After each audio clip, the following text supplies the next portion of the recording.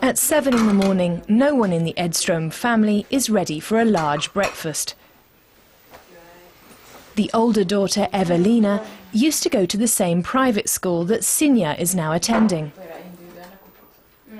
Their mother is an elementary school teacher, and their father works for a construction company. The middle-class family decided to send both girls to a private school. At first we were just escaping the public school, but then we became impressed with the private school's educational concept. It's new and different. We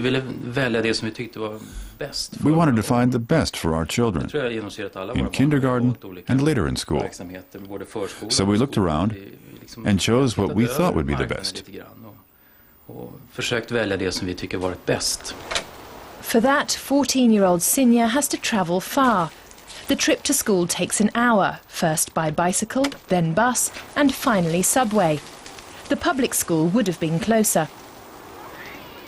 Her school doesn't look very impressive from the outside, but the Kunskapsskolan company is more interested in the content of the school than its appearance. This is one of 33 schools managed by the company.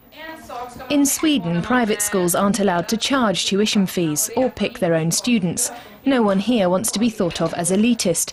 Instead, the school tries to win converts with its instructional methods. We're responsible for ourselves. Everyone works at their own pace, and we don't worry about what the other students are doing, how far they are in each subject. I make my own decisions, and I think it's great.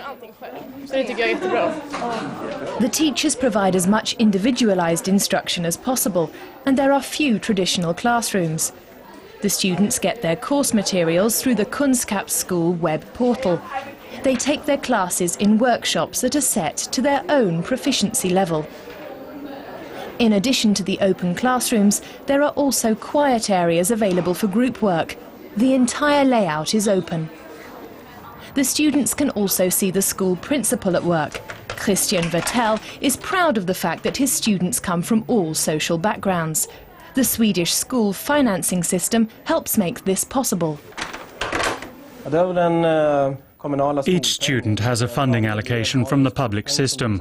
The school the student chooses gets the tuition funds. That's how our school is financed. The more students, the more tuition money. Private schools like the Kunskapsskolan are trying to prove that it's possible to earn a profit with education. The head of the company is hoping to expand his business and open new schools. We don't pay out profits to our shareholders. Instead, we invest in new schools. But at some point, we might change that. The teachers at the school meet to discuss the lesson plans every day. They have to be highly motivated to teach here.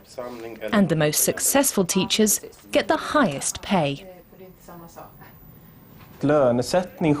Teacher pay is based on performance.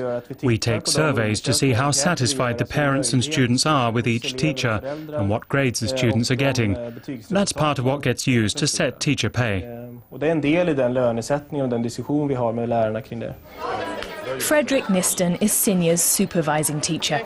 He meets with Sinja once a week. Her progress is tracked in a learning log. Fredrik Nisten is a fan of the system and believes that the competition between public and private schools benefits everyone. We're always competing. The public schools have to stay on their toes. We're not a threat. There are many good public schools, but they have to keep improving because new private schools will take their students. That should help all schools in Sweden to improve. Whether public or private, for Sinja, the individualized instruction is what counts. There's just one drawback. The students work together only once a week and don't get to know each other very well. But for Sinja, it's a small compromise for a good education.